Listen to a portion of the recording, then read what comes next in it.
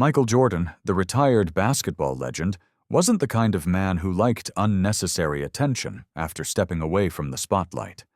He worked remotely managing his business ventures, kept the sprawling grounds of his Highland Park, Illinois estate pristine, and only ever spoke to his neighbors when absolutely necessary. For the most part, people left him alone, which was exactly how he liked it. That was until one simple decision put him under a microscope. It all started on a Thursday afternoon in Highland Park.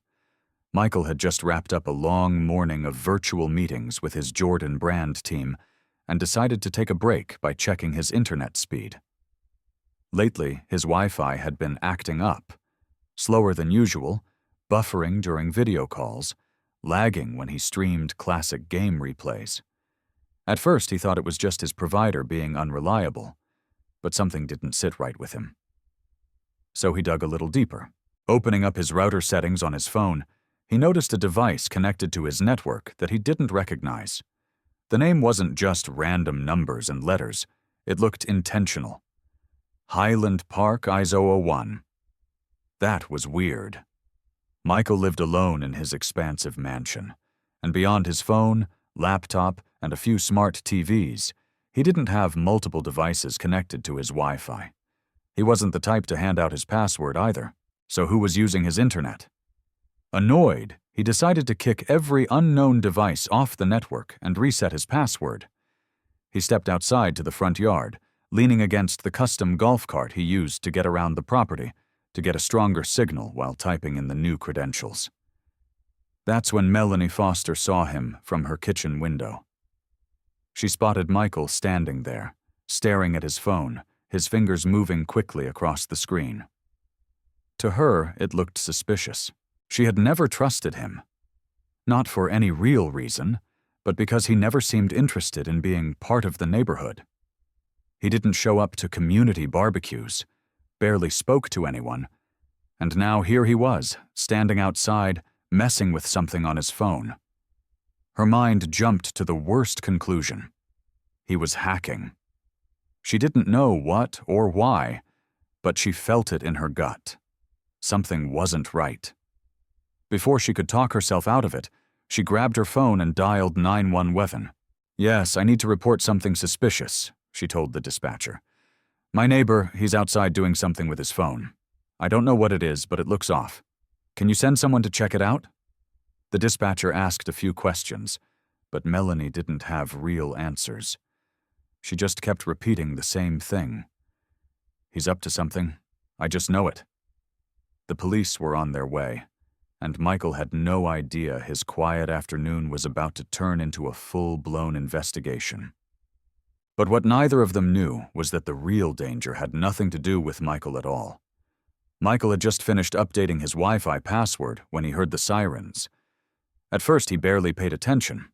Maybe they were headed somewhere else. But then he saw the squad car slow down and stop right in front of his estate's gate. Two officers stepped out. One was a tall, broad-shouldered man with sharp features, Detective Louis Navarro. His partner, Officer Belle Carter, had a more compact frame but carried herself with quiet authority. Michael let out a slow breath. "Here we go." He didn't move from his spot as the officers approached. Navarro's hand rested near his belt, not on his gun, but close enough to send a message. "Sir," Navarro called out, voice steady. "We got a call about some suspicious activity. Mind telling us what you're doing?" Michael frowned, glancing between the officers. Suspicious activity? He was standing on his own property. "I'm changing my Wi-Fi password," he said, his tone carrying a hint of confusion, but staying calm. He knew how these things could escalate. Navarro exchanged a quick glance with Carter before looking back at Michael. "Do you live here?" Michael almost laughed. What kind of question was that? His Bentley was in the driveway. His name was etched into the gate. "Yeah," he said, crossing his arms. "I've lived here for 3 years." Before Navarro could respond, a voice cut through the air. "He's lying!" Michael turned, and there she was, Melanie Foster, standing on her porch, arms folded, watching everything like she was the neighborhood security guard. "He's always outside doing something," she continued, "messing with his phone, looking around like he's watching people. Now he's out here, standing in the same spot for 10 minutes, just tapping away." Michael couldn't believe it. Was she serious? "I was on my router settings," he said flatly, "because someone I don't know has been using my Wi-Fi." Melanie scoffed. "Oh, sure, and I'm supposed to believe that?" Navarro exhaled, his patience thinning. He turned back to Michael. "Sir, would you mind if we take a quick look at your router settings, just to clear this up?" Michael clenched his jaw. He shouldn't have to prove anything, but he also knew how these situations could spiral out of control. "Fine," he muttered, unlocking his phone and pulling up the settings. "Here, take a look." Navarro leaned in, eyes scanning the list of connected devices. And that's when his expression changed. There it was. Highland Park ISO 1. "Who owns that device?" Navarro asked. Michael shook his head. "Not me." Officer Carter stepped in, eyebrows raised. "So someone's been using your Wi-Fi without permission?" Michael nodded. "And I don't think they were just stealing internet. Look at the connection logs. It's been running non-stop. Someone's been watching." Navarro's posture shifted. This wasn't just a petty neighbor dispute anymore. Melanie, still standing on her porch, suddenly looked uncomfortable. "Wait, what do you mean, watching?" Michael turned to her, eyes cold. "I mean, someone has been spying, and they might be watching all of us, but the real question is who?" Silence settled over the front yard. The weight of Michael's words hung in the air. Melanie, who had been so sure she was in the right, suddenly looked uneasy. Spying? That wasn't what she expected to hear. Navarro straightened up. "All right," he said, voice more serious now. "Let's get inside. I want to see exactly what we're dealing with." Michael didn't argue. He led the officers into his mansion, his frustration simmering just below the surface. He hadn't done anything wrong, yet here he was, being treated like a suspect in his own home. Melanie hesitated before following. She wasn't sure why, but something told her she needed to hear this. Once inside, Michael placed his phone on the dining table and mirrored the router settings onto his laptop screen. The device list appeared. There it was again. Highland Park IO1. Still connected, still active. Officer Carter leaned in, scanning the details. "Can you see what kind of device this is?" Michael clicked around, his fingers moving fast. "I can't tell exactly, but..." He opened the activity logs and froze. Navarro noticed the shift in his face. "What is it?" Michael's throat went dry. "It's been accessing camera feeds." The room went dead quiet. Melanie blinked. "I don't understand. What camera feeds?" Michael turned the laptop around. "Mine," he showed them. "My home security cameras. Someone's been logging in and watching my live feeds." Carter's expression tightened. "You're saying someone has been spying on you through your own security system?" Michael exhaled sharply. "That's exactly what I'm saying." But then his stomach dropped, because the more he scrolled, the more he realized it wasn't just his cameras. His system had flagged multiple IP addresses. Some of them belonged to his network, but others, different homes. "This is bad," Michael murmured. Navarro leaned closer. "What do you mean?" Michael tapped the screen. "Whoever this is, they're not just watching me. They're watching other people in the neighborhood." Melanie took a step back, shaking her head. No, that can't be right." Michael turned to her. "You sure about that?" He clicked another log. A new feed opened. A dimly lit hallway appeared, then a living room, then a bedroom. Melanie gasped. "Wait, that's..." Michael didn't even have to ask. He recognized it immediately. It was her house. She stumbled backward, pressing a hand to her mouth. Navarro's voice was sharp. "How the hell is this happening?" Michael gritted his teeth. "If I had to guess, someone in the neighborhood set up a fake network, a Wi-Fi signal that looks like a normal connection. People unknowingly connect to it, and once they do, their devices get compromised." Carter's face darkened. "You mean a man-in-the-middle attack?" Michael nodded. "Exactly." Melanie's voice shook. "So you're saying someone's been… what? Watching me? My family?" Michael's eyes didn't leave hers. "That's exactly what I'm saying." She sank into a chair, her hands trembling. "Oh my God!" Navarro's jaw tightened. "All right. We need to figure out who's behind this, and fast."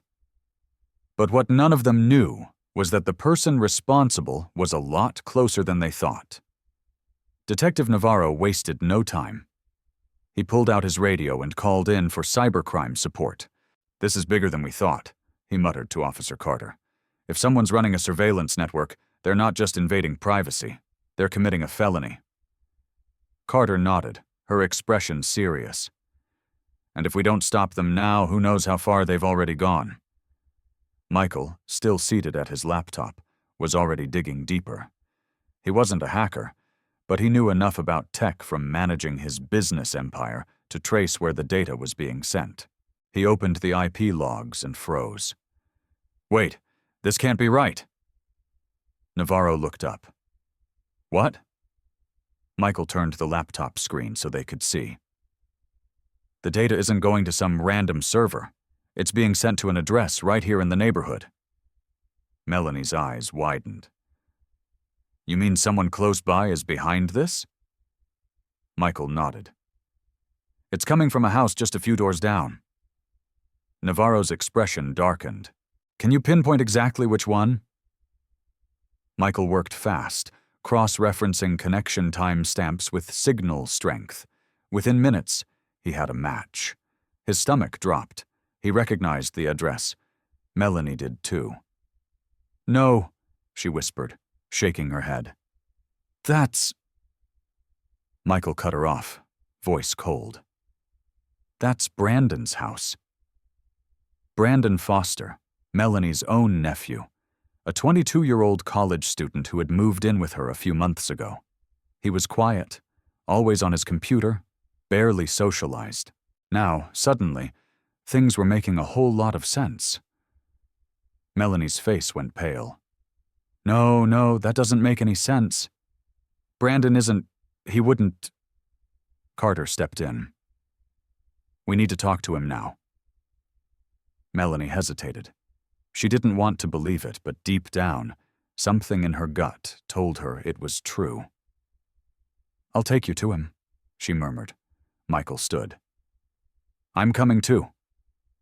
Navarro gave him a sharp look. "No, you stay here. Let us handle this." Michael clenched his jaw. He hated sitting back when he was the one who uncovered everything, but he also knew pushing back wouldn't help. "Fine," he muttered, "but you'd better get the truth out of him." But the truth, it was even worse than they imagined. Melanie's hands shook as she led Navarro and Carter down the street to her house. Every step felt heavier than the last. Brandon, the kid she had taken in, the one she'd helped through school? It couldn't be him, and yet, deep down, a voice in her head whispered, "What if it is?" She opened the front door, calling out, "Brandon, can you come downstairs for a minute?" No answer. Navarro exchanged a look with Carter before stepping inside. "We're going up." Melanie didn't argue. She just wrapped her arms around herself, her breath unsteady. They climbed the stairs, reaching Brandon's bedroom door. It was shut, no sounds inside.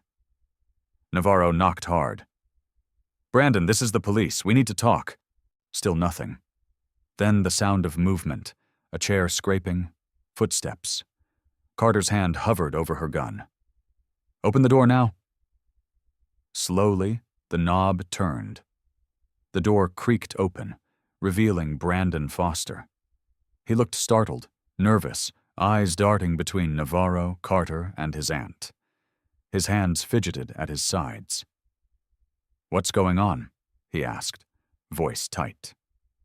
Navarro studied him. "We have reason to believe you've been accessing private security cameras in the neighborhood. You want to explain that?"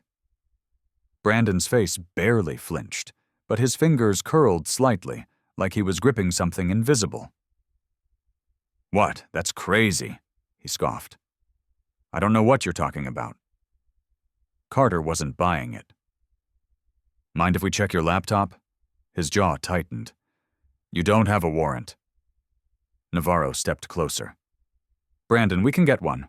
But right now, we're giving you a chance to tell us the truth before this gets worse." A long, tense beat. Then Brandon exhaled. "Look, He ran a hand through his hair. "I wasn't doing anything illegal, okay? Navarro cut him off. "Then why is your IP address linked to a network breach involving multiple homes?" Brandon froze. Melanie's voice broke. "Brandon, please tell me you're not involved in this." His eyes darted to her, and for the first time, his mask cracked. "I didn't mean for it to get this far," he muttered. "It started as a joke. I wanted to see if I could get into someone's Wi-Fi, just to mess with them." Navarro's voice was sharp. "So you admit you hacked into the network?" Brandon hesitated, then nodded. Melanie's breath caught in her throat. Brandon kept going, voice faster now. "It was just supposed to be a prank, but then I saw the security cameras and I got curious." Carter's eyes narrowed. "Curious or obsessed?" Brandon didn't answer. Navarro's patience ran out. "How many people have you watched?" Silence. Then his voice dropped. "I don't know." Melanie staggered back. "Oh my God." Brandon looked at her, real regret crossing his face for the first time. "I swear I wasn't hurting anyone," he said. Navarro didn't let him finish. "Brandon Foster, you're under arrest for unauthorized access of a computer network and unlawful surveillance." Brandon went pale. "Wait, no, Carter was already pulling out her cuffs. Melanie turned away, covering her face as tears welled in her eyes. Michael had been right all along. And the worst part? She had called the cops on him when the real danger had been inside her house the whole time. But this wasn't over yet. Brandon didn't resist. He stood there, wrists bound in cuffs, staring at the floor as Navarro read him his rights. It was over. Melanie's breath was shaky. She couldn't even look at him. This was her nephew, the boy she'd taken in, fed, supported, and he'd been violating the privacy of their entire neighborhood. Navarro guided Brandon toward the door, but before stepping out, he turned to Michael, who had been watching from the sidewalk. "You were right," Navarro admitted. "If you hadn't caught this, we might have never known." Michael didn't say anything at first. He just let out a slow breath, looking between Brandon and Melanie. Then finally, he spoke. "You know what's crazy?" His voice was calm, but the weight behind it was unmistakable. "I was out here, minding my business, changing my own Wi-Fi password, and yet somehow I was the one who got the cops called on me." Melanie flinched. She had no defense because there was none. I was wrong," she murmured. "I made an assumption, and it was completely unfair." Michael let that sit in the air for a moment. Then, shaking his head, he turned toward his house. "I don't need an apology," he said over his shoulder. "Just do better." And with that, he went inside.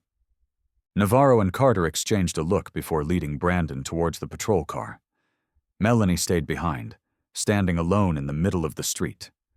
The truth had been right in front of her all along, but she'd been too busy looking at the wrong person. And that mistake, It would haunt her for a long, long time. Assumptions have consequences. Jumping to conclusions based on bias or paranoia can ruin innocent people's lives, while the real danger goes unchecked. Instead of making judgments without evidence, take a step back. Observe. Listen. The truth might not be what you expect. If you found this story eye-opening, share it. You never know who needs to hear this lesson today.